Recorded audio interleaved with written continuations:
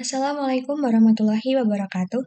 Halo semuanya, pada kesempatan kali ini saya akan Afi Pramesti dari Program Studi Sistem Informasi Geografis dengan NIM 235159113 SP22642 akan membahas mengenai ArcGIS Desktop Customization yaitu Toolbox dan Add-in untuk memenuhi tugas acara 1 Praktikum Pemrograman Geospasial Desktop. Pembahasan ini nantinya akan terdiri dari 3 video. Nah, di video yang pertama ini saya akan menyajikan demonstrasi penggunaan buffer tool dengan memanfaatkan ArcGIS dalam bahasa Python. Tapi sebelum itu, saya akan terlebih dahulu menjelaskan konsep customization. Menurut Robert L. Glass dalam jurnalnya yang berjudul A Framework for Software Customization, kustomisasi adalah proses menyesuaikan perangkat lunak agar sesuai dengan kebutuhan dan preferensi pengguna individu atau organisasi. Nah, kustomisasi software spasial itu adalah penyesuaian software GIS agar sesuai dengan preferensi untuk pengolahan data geospasial. Lalu menurut Glass tahun 2017 juga dalam bukunya yang berjudul GIS Customization A Practical Guide, hal tersebut melibatkan berbagai aspek perangkat lunak seperti antarmuka pengguna atau graphical user interface, fungsionalitas, dan integrasi. Ini adalah 3 aspek kustomisasi, yaitu antarmuka pengguna, contohnya mengubah tata letak, desain menu, toolbar, dan icon. Lalu ada aspek fungsionalitas, contohnya adalah menambahkan plugin dan ekstensi untuk memperluas fungsionalitas perangkat lunak. Lalu aspek yang ketiga adalah integrasi dengan menghubungkan perangkat lunak spasial dengan aplikasi lain seperti database, sistem SIG web, perangkat lunak, komputer aided design. Menurut Michel Essien tahun 2012 dalam bukunya yang berjudul Customizing GIS Software mengungkapkan bahwa kustomisasi spasial dapat membantu pengguna meningkatkan efisiensi dan produktivitas serta mempermudah penggunaan perangkat lunak. Nah, selain itu juga menciptakan perangkat lunak yang lebih personal dan user friendly, juga meningkatkan kontrol dan fleksibilitas.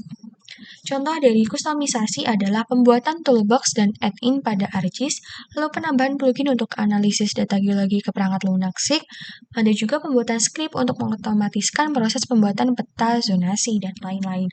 Nah, di sini adalah 3 level kustomisasi. Yang pertama ada individualization, terus ada tailoring, dan yang ketiga adalah core code change and new custom software model.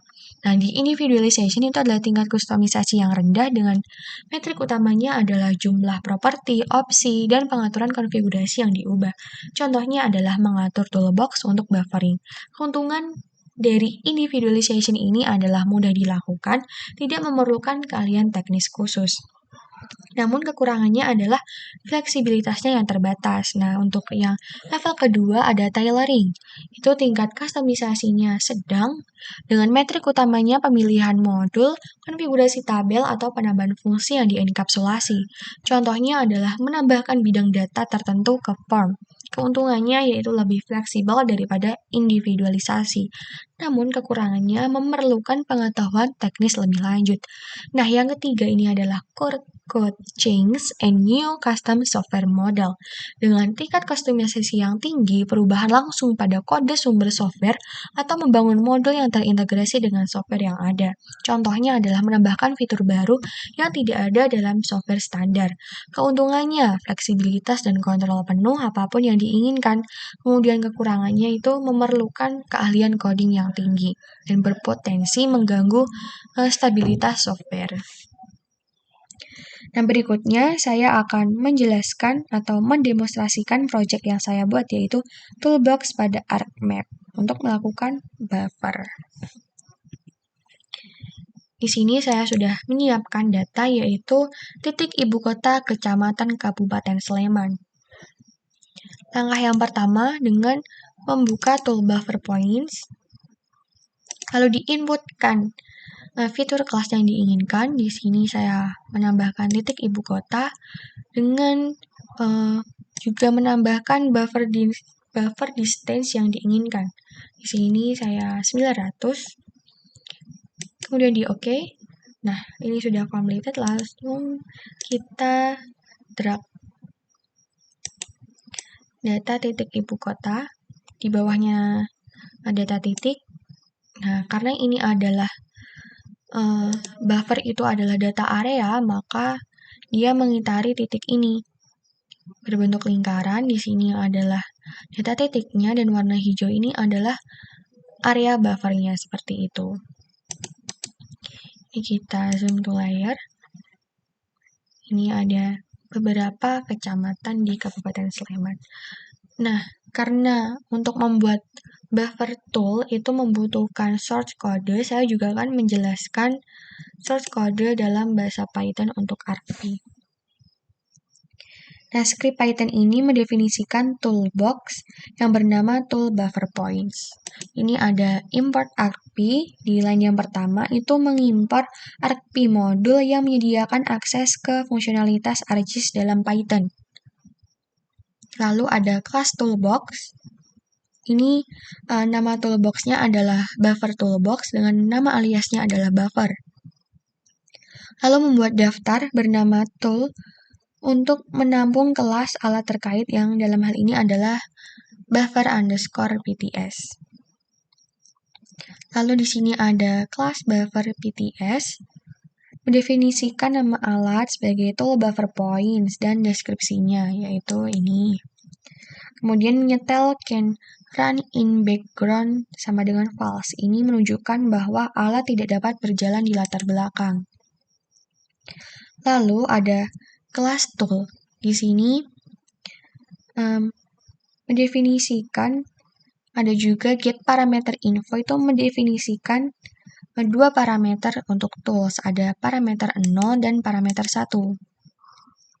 Untuk yang parameter 0, nama tampilannya adalah input feature class. Jenis parameternya itu required atau wajib, dengan direction atau arahnya adalah untuk input, menggunakan tipe data feature layer dengan filter listnya point. Jadi hanya menerima layer untuk data titik seperti itu. Untuk yang parameter 1, nama tampilannya adalah input buffer distance. Dengan jenis parameternya juga wajib atau required. Terus ini arah masukannya adalah input dengan tipe data long. Jadi hanya menerima nilai integer untuk jarak buffer. Di sini ada return param 0, param 1. Ini mengembalikan daftar yang berisi kedua parameter.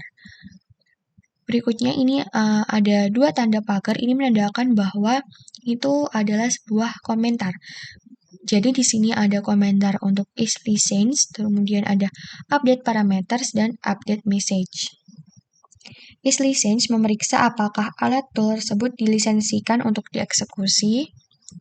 Ini. Lalu ada update parameters, itu untuk memodifikasi nilai parameter atau properti sebelum validasi internal. Dan yang ketiga adalah update message untuk memodifikasi peran yang dihasilkan oleh validasi internal untuk setiap parameternya. Lalu ada function execute. Ini adalah fungsi inti yang menjalankan logika utama tools. Dibutuhkan dua argumen, ada parameters dan message. Nah, dalam parameters, daftar berisi nilai yang diberikan pengguna untuk parameter masukan. Lalu ada message, objek untuk menambahkan pesan ke graphical user interface ArcGIS. Nah, fungsi ini tuh melakukan beberapa langkah. Yang pertama adalah mengekstrak jalur kelas fitur masukan dan jarak buffer dari parameters daftar. Yang ini, kemudian menambahkan pesan ke antar muka, itu message, mengimpor OS module, ini, untuk operasi sistem filenya, kemudian membangun nama kelas fitur, keluaran dengan menggabungkan nama fitur masukan, yang ini, mengekstrak jalur kelas fitur masukan menggunakan arcp.describe.path. Ini. Kemudian membuat juga untuk outputnya dengan os.path.join. Lalu ada menambahkan pesan yang menunjukkan proses buffering dimulai. Yang ini, buffering, titik. Lalu menggunakan function arcp.buffer_analysis untuk menjaga kelas fitur masukan dengan jarak yang ditentukan dan menyimpan keluaran ke jalur yang ditentukan pula. Yang ini. Dan di bawah ini adalah return. itu artinya fungsi tidak membalikan nilai secara eksplisit. Nah, secara keseluruhan, script ini mendefinisikan alat yang bernama tool buffer points di dalam buffer toolbox, yang memungkinkan pengguna untuk melakukan buffering kelas fitur titik dengan jarak yang ditentukan oleh pengguna itu sendiri. Nah, dalam video yang satu ini, sekian dapat saya sampaikan, kurang lebihnya saya mohon maaf. Di video yang kedua saya nantinya akan menjelaskan add-in pada ArcMap untuk menambahkan informasi koordinat X dan Y dengan memanfaatkan argp dalam bahasa Python. Nah, terima kasih dan sampai jumpa.